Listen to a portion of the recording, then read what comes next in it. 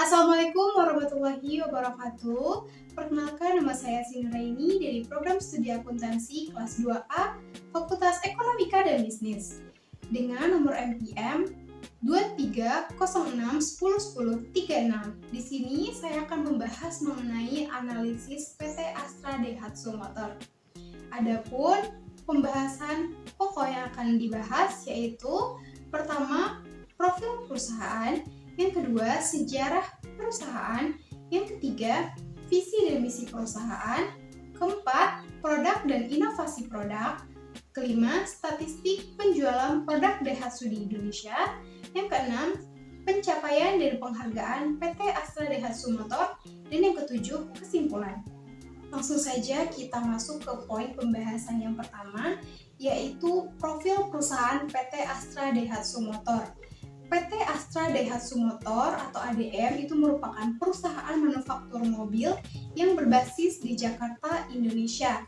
Nah, ADM itu merupakan perusahaan patungan dari Daihatsu, Astra International, dan Toyota Tsusho.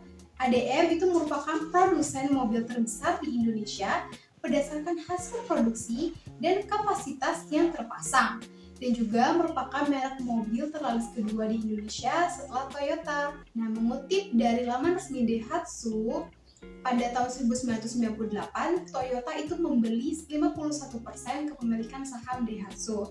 Nah, sejak saat itulah Daihatsu yang awalnya mitra itu menjadi anak perusahaan Toyota International.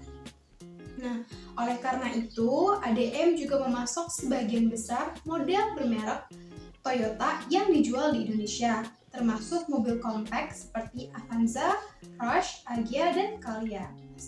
Setelah tadi kita mengetahui profil dari PT Astra Daihatsu Motor, langsung saja kita masuk ke latar belakang berdirinya PT Astra Daihatsu Motor di Indonesia. Daihatsu Motor Co. Ltd. Yang berdiri pada tahun 1907 di Osaka, Jepang, itu memberikan peranan penting bagi berdirinya PT Astra Daihatsu Motor di Indonesia, yang beroperasi pada usaha di bidang otomotif yang saat ini perkembangan bisnisnya itu cukup dibilang lumayan pesat. Tepatnya pada tahun 1973, Astra itu memperoleh izin untuk mengimpor kendaraan bermerek Daihatsu ke Indonesia. PT Astra International pada tahun 1976 itu ditunjuk untuk menjadi agen tunggal, importir, serta distributor tunggal kendaraan Daihatsu di Indonesia. Pada tahun 1978 itu didirikan PT Daihatsu Indonesia, yaitu sebuah pabrik pengepresan plat baja sebagai perusahaan patungan antara PT Astra International, Daihatsu Motor Co. Ltd. dan Nichimen Corporation. Setelah pabrik pengepresan plat baja didirikan, kemudian pada tahun 1983 didirikan pula pabrik mesin, yaitu PT Daihatsu Engine Manufacturing Indonesia. Kemudian beberapa tahun setelahnya, yaitu tepatnya pada tahun 1987, didirikanlah PT Nasional Astra Motor sebagai agen tunggal dan pengimpor kendaraan Daihatsu menggantikan posisi PT Astra International. Barulah pada tahun 1992, PT Astra Daihatsu Motor itu resmi didirikan melalui merger dari 3 perusahaan, yaitu PT Daihatsu Indonesia, PT Daihatsu Engine Manufacturing Indonesia, dan PT Nasional Astra Motor. Melalui perjalanannya yang panjang, kehadiran Daihatsu di Indonesia itu telah mendorong terciptanya mobilitas masyarakat melalui produk-produk kendaraan Daihatsu yang semakin mendapatkan tanggapan positif dari pelanggan. Hal tersebut itu ditunjukkan dari pangsa pasar yang meningkat dari tahun ke tahun. Nah, kita masuk ke poin pembahasan yang ketiga, yaitu visi misi perusahaan. Nah, dilansir dari website resmi daihatsu.co.id, Daihatsu itu memiliki visi dan misi perusahaan sebagai berikut. Nah, visinya yaitu perusahaan global terbaik yang membuat hidup orang lebih baik melalui mobilitas dan konektivitas. Misinya yang pertama yaitu mengutamakan kebahagiaan, keselamatan, dan kualitas melalui budaya perusahaan yang kuat. Yang kedua yaitu menginspirasi orang untuk meningkatkan kehidupan dan melampaui kemampuannya. Kita masuk ke perkembangan produk dan inovasi produk-produk Daihatsu. Dilansir dari website astradaihatsu.co.id, pada tanggal 7 Juli tahun 2023 tahun lalu, PT Astra Daihatsu Motor di Sunter Assembly Plant Jakarta dalam kurun waktu 45 tahun yang dihitung sejak tahun 1978, Daihatsu telah aktif di industri otomotif Indonesia. ADM yang didukung oleh 5 pabrik dengan berbagai fasilitas lain seperti R&D Center, Service Part Center, Vehicle Logistics Center, dan Head Office itu memiliki kapasitas produksi 530.000 unit per tahun. Nah, ini tuh menjadikannya salah satu produsen otomotif terbesar di Indonesia dan juga basis produksi dan komponen yang memenuhi permintaan baik pasar domestik maupun pasar global untuk Daihatsu dan Toyota. Nah, di pasar domestik, Daihatsu telah mempertahankan posisi nomor 2 dalam penjualan retail otomotif nasional selama 14 tahun berturut-turut. Lebih dari itu, ADM juga mengekspor kendaraannya ke lebih dari 80 negara tujuan. Yasushi Kyoda sebagai Presiden Direktur PT Astra Daihatsu Motor itu mengungkapkan bahwa prestasinya mencapai 8 juta unit ini adalah hasil dari kerja keras, inovasi, dan dedikasi Daihatsu dalam berkontribusi pada pembangunan Indonesia. Nah, berikut ini merupakan perkembangan dan inovasi produk Daihatsu dari mulai beroperasi dan melakukan proses produksi di Indonesia, yaitu antara lain tahun 1999 itu merupakan kali pertama peluncuran Daihatsu Taruna. Kemudian 2004 muncullah Daihatsu Xenia dan Toyota Avanza di Indonesia yang merupakan kolaborasi perusahaan Daihatsu dan Toyota. Tahun 2006 Daihatsu juga meluncurkan produk terbaru mereka yaitu Daihatsu Terios dan Toyota Rush yang merupakan produk kolaborasi kedua antara Toyota dan Daihatsu. Tahun 2007 yaitu peningkatan kapasitas produksi menjadi 211.000 unit per tahun. 2008 ekspor perdana Daihatsu Grand Max ke Jepang. Nah, tahun 2013 itu peluncuran mobil LCGC Toyota Agya dan Daihatsu Ayla sebagai bentuk kolaborasi ketiga. 2016 itu peluncuran kendaraan MPV, LCGC, Astra Daihatsu Sigra, dan Astra Toyota Calya sebagai produk kolaborasi keempat dan pickup kecil Daihatsu Himax. Nah, kemudian pada tahun 2021 itu juga merupakan peluncuran perdana Daihatsu Rocky dan Toyota Race sebagai bentuk kolaborasi kelima antara Daihatsu dan Toyota. Nah, kemudian apa saja sih produk-produk Daihatsu yang dijual di Indonesia?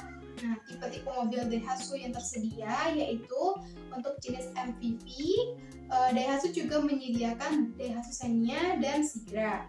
Jenis hatchback, Daihatsu itu memiliki Daihatsu Agya dan Sirion. Jenis mobil SUV ada Daihatsu Rocky dan Terios. Jenis pickup ada Daihatsu Grand Max Pickup, dan yang terakhir untuk jenis minibus ada Daihatsu NMAX Minibus dan Luxio. Statistik penjualan produk. Nah, berikut ini tuh merupakan jumlah penjualan atau retail sales mobil Daihatsu pada periode Januari sampai dengan September di tahun 2019 sampai dengan 2023. Seperti yang kita bisa lihat di grafik tersebut bahwa penjualan atau retail sales mobil Daihatsu pada periode ini itu cenderung naik setiap tahun. Akan tetapi pada tahun 2020 penjualan Daihatsu itu sempat mengalami penurunan yang cukup drastis. Meskipun begitu, pada tahun 2021 sampai dengan 2023, penjualan Daihatsu itu kembali naik dan stabil. Kemudian, Dari kelima produk tersebut, produk Sigra dan Grand Max Pickup itu selalu mendominasi penjualan. Nah, sedangkan untuk Terios dan Ayla itu terus berfluktuasi, silih berganti menempati posisi ketiga dan posisi keempat. Sementara itu, Xenia hampir selalu menjadi yang terendah jika dibandingkan dengan kelima produk tersebut.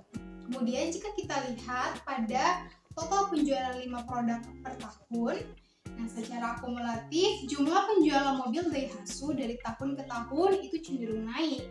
Hanya saja pada tahun 2020, selama periode Januari sampai dengan September, itu sempat mengalami kemerosotan yang cukup drastis, yakni mencapai 9,39%, dengan total penjualan itu hanya sebanyak 63.946 unit. Nah, jika dibandingkan dengan tahun 2019, itu total penjualan itu mencapai 112.465 unit. Akan tetapi pada tahun berikutnya, yakni pada tahun 2021, jumlah penjualan mobil Daihatsu itu mulai kembali naik dan stabil. Nah, hal tersebut dapat kita lihat dari grafik yang cenderung naik apabila dibandingkan dengan tahun 2020. Adapun jumlah penjualan mobil pada tahun 2021 itu mengalami kenaikan sebanyak 4,85%, dan pada tahun 2022 itu kembali mengalami kenaikan, yakni sebanyak 5,78%.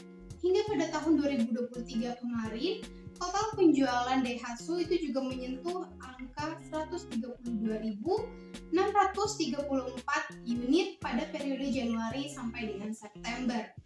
Angka tersebut itu cenderung naik jika dibandingkan dengan tahun 2022, yakni mengalami kenaikan sebanyak 2,72%, dan naik 2,66% itu jika dibandingkan dengan tahun 2020 yang saat itu mengalami penurunan akibat adanya pandemi COVID-19 yang melulatkan perekonomian baik di dalam ataupun di luar negeri. Nah, kemudian di sebelahnya itu ada total penjualan per produk selama 5 tahun. Nah, untuk Sigra sendiri, total penjualan produk Daihatsu Sigra selama 5 tahun ini pada periode Januari sampai dengan September, yakni sebanyak 166.330 unit yang terjual. Nah, sementara itu Sigra juga menjadi model paling laris yang berhasil menyumbang sebanyak 32,17% selama 5 tahun terakhir pada periode tersebut. Kemudian di posisi kedua yaitu ada Daihatsu Grand Max dengan total penjualan selama 5 tahun pada periode yang sama, yakni sebanyak 136,535 unit yang terjual. Nah, sementara itu Grand Max juga berhasil menyumbang sebanyak 26,41% selama 5 tahun terakhir pada periode tersebut. Kemudian total penjualan produk berikutnya yaitu Terios selama 5 tahun pada periode Januari sampai dengan September itu sebanyak 75.255 unit yang terjual. Nah, Terios juga menyumbang sebanyak 14,56% selama 5 tahun terakhir pada periode tersebut. Selanjutnya ada Alia. Untuk total penjualan Alia sendiri selama periode ini yakni sebanyak 74.549 unit. Nah, sementara itu Alia juga berhasil menyumbang sebanyak 14,42% selama 5 tahun terakhir. Nah, untuk Xenia sendiri itu berhasil menyumbang sebanyak 64.288 unit. Nah, sementara itu, Xenia itu merupakan produk Daihatsu dengan total penjualan paling sedikit jika dibandingkan dengan kelima produk tadi, yakni hanya menyumbang sebanyak 12,44% selama 5 tahun pada periode tersebut. Oke, untuk pencapaiannya, tepat pada tahun 2005, Astra Daihatsu Motor itu telah berhasil memproduksi 1 juta unit kendaraan. Kemudian tahun 2010, Astra Daihatsu Motor itu memproduksi yang ke 2 juta kendaraan. Tahun 2013, Astra Daihatsu Motor itu juga berhasil memproduksi ke 3 juta unit kendaraan. Tahun 2015, produksi Astra Daihatsu Motor yang ke 4 juta unit kendaraan. tahun 2017 itu merupakan produksi Astra Daihatsu Motor yang ke-5 juta unit kendaraan. Kemudian 2019 itu produksi ADM yang ke-6 juta unit kendaraan. 2021 merupakan produksi dari Astra Daihatsu Motor yang ke-7 juta unit kendaraan, dan pada tahun 2023 kemarin Astra Daihatsu Motor juga berhasil memproduksi 8 juta unit kendaraan.